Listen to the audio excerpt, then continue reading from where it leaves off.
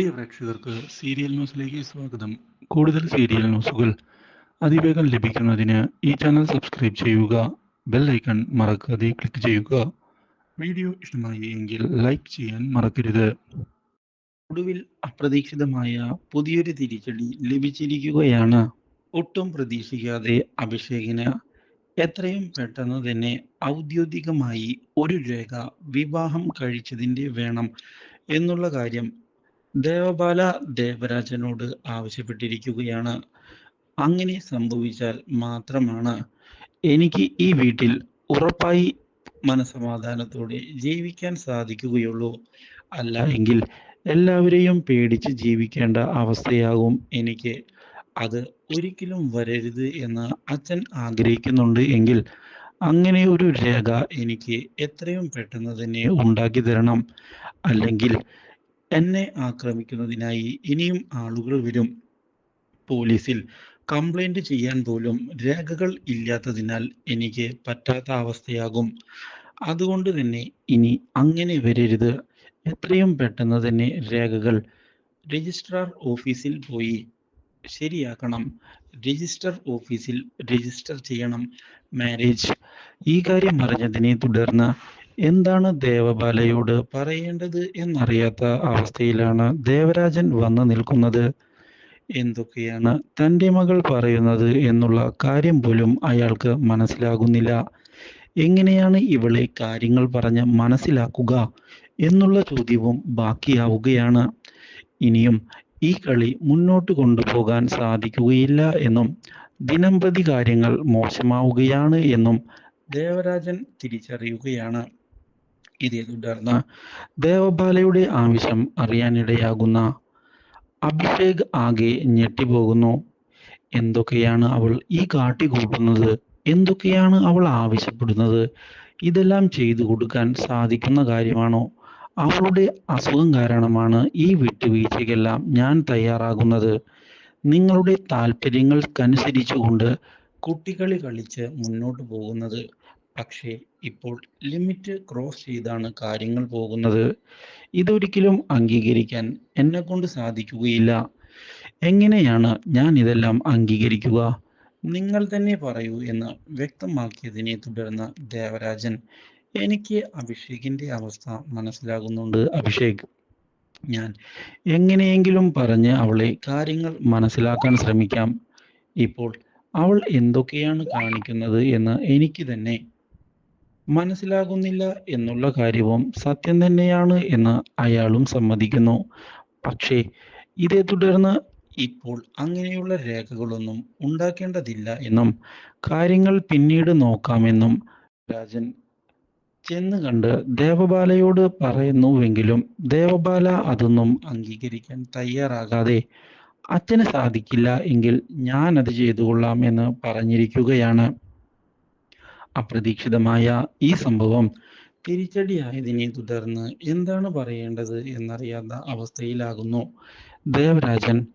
ഇതോടെ കാര്യങ്ങൾ ഇങ്ങനെ ഇനി മുന്നോട്ട് പോകാൻ ഞാൻ അനുവദിക്കുകയില്ല എന്ന് തീർത്തു പറയുന്ന അഭിഷേക്, എൻ്റെയും ഇഷയുടെയും ജീവിതമാണ് നിങ്ങളുടെ കൺമുന്നാകെ തകർന്നുകൊണ്ടിരിക്കുന്നത് എന്നും അതെല്ലാം കണ്ട് ഒരു പൊട്ടനെ പോലെ ചിരിക്കാനാണ് ഞാൻ തീരുമാനിച്ചിരിക്കുന്നത് എന്ന് നിങ്ങൾ വിചാരിക്കേണ്ടതില്ല എന്ന് അറിയിച്ചുകൊണ്ട് അവിടെ നിന്ന് പുറത്തേക്ക് പോവുകയാണ്.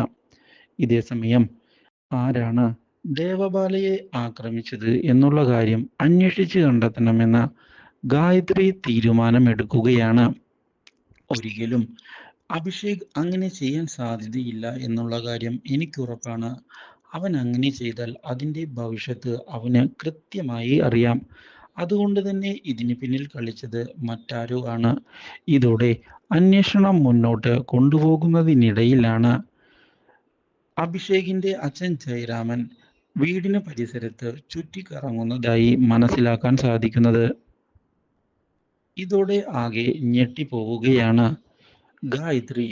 ഒടുവിൽ എന്താണ് അയാളുടെ ഉദ്ദേശം എന്നുള്ള കാര്യം കണ്ടെത്തണം എന്നുള്ള തീരുമാനം എടുത്തുകൊണ്ട് മുന്നിലേക്ക് വരുന്ന ഗായത്രി ജയരാമനെ ചെന്ന് കാണുകയും ചെയ്യുന്നു. എന്താണ് ഇവിടേക്ക് തിരികെ വന്നതിന്റെ ഉദ്ദേശമെന്ന് വ്യക്തമാക്കാൻ ആവശ്യപ്പെട്ടതിനെ തുടർന്ന് നീ വിചാരിച്ച ഉദ്ദേശം തന്നെയാണ് എന്റേതെന്ന് അറിയിച്ചിരിക്കുകയാണ് ജയരാമൻ. സത്യങ്ങളെല്ലാം ഞാൻ അറിഞ്ഞു കഴിഞ്ഞു. നീയും ഇതിൽ പങ്കാളിയാണ് അല്ലേ എന്ന് ചോദിച്ചതിനെ തുടർന്ന് നിങ്ങൾ എന്തൊക്കെയാണ് പറയുന്നത് എന്ന് തിരികെ ചോദിച്ചിരിക്കുകയാണ് ഗായത്രി. ഇതോടെ ദേവബാല ആരാണ് എന്നും എങ്ങനെയാണ് ഇവിടെ വന്നത് എന്നുമുള്ള കാര്യം വ്യക്തമാക്കാൻ ആവശ്യപ്പെടുകയാണ് ജയരാമൻ. ഇതോടെ അതൊന്നും നിങ്ങളോട് പറയേണ്ട ആവശ്യം എനിക്കില്ല. ഇത് എൻ്റെ വീട്ടിൽ നടക്കുന്ന കാര്യമാണ്. ആ കാര്യത്തിൽ നിങ്ങൾ തലയിടേണ്ട ആവശ്യമില്ല എന്ന് ഉറപ്പിച്ചു പറഞ്ഞതിനെ തുടർന്ന് ഇഷയെയും കുടുംബത്തെയും ചതിക്കുന്നതിന് വേണ്ടിയുള്ള ശ്രമമാണല്ലേ നിങ്ങളിപ്പോൾ നടത്തുന്നത് എന്ന് ചോദിക്കുന്ന ജയരാമൻ അവൻ എൻ്റെ മകൻ തന്നെയാണ് എന്ന് തെളിയിച്ചു കഴിഞ്ഞു. ഒരാളെ സ്നേഹിക്കുന്നു, മറ്റൊരാളെ താലി കെട്ടുന്നു, എന്നിട്ട് രണ്ടുപേരെയും ഒന്നും അറിയാത്തതുപോലെ കൊണ്ടു നടക്കുന്നു. അച്ഛൻ്റെ മകൻ തന്നെ. അവനെ ഞാൻ സമ്മതിച്ചു തന്നിരിക്കുകയാണ്. ഇത് കേട്ടതിനെ തുടർന്ന് അത് നിങ്ങൾക്ക് തെറ്റിപ്പോയി എന്ന് വ്യക്തമാക്കുന്ന ഗായത്രി നിങ്ങൾ വിചാരിക്കുന്നത് പോലെ അല്ല കാര്യങ്ങൾ എന്ന് പറയുകയും ചെയ്യുന്നു. ഇതേ തുടർന്നാണ് നിങ്ങളാണല്ലേ ഈ കാര്യങ്ങൾ മനസ്സിലാക്കുന്നതിന് വേണ്ടി വേഷം മാറി വന്നത് എന്ന് ചോദിച്ചതിനെ തുടർന്ന് അതേ എന്ന് സമ്മതിച്ചിരിക്കുകയാണ് ജയരാമൻ. പക്ഷേ ഉപദ്രവിക്കണം എന്ന് കരുതിയല്ല വന്നത് എന്ന് പറയുകയും ചെയ്യുന്നു. കാര്യങ്ങൾ അങ്ങനെയൊക്കെ ആയിപ്പോയി, ഇനി ഉണ്ടാവുകയില്ല എന്ന് പറയുകയും ചെയ്തതിനെ തുടർന്ന് അഭിഷേകിനെ കൊണ്ട് ഇനിയാണ് തനിക്ക് ഒരുപാട് ഉപകാരങ്ങൾ വരാൻ പോകുന്നത്. അഭിഷേക് എന്നെ സഹായിക്കുന്നതിനായി ഞാൻ പറയുന്നത് കേട്ട് എൻ്റെ കൂടെ നിൽക്കണം.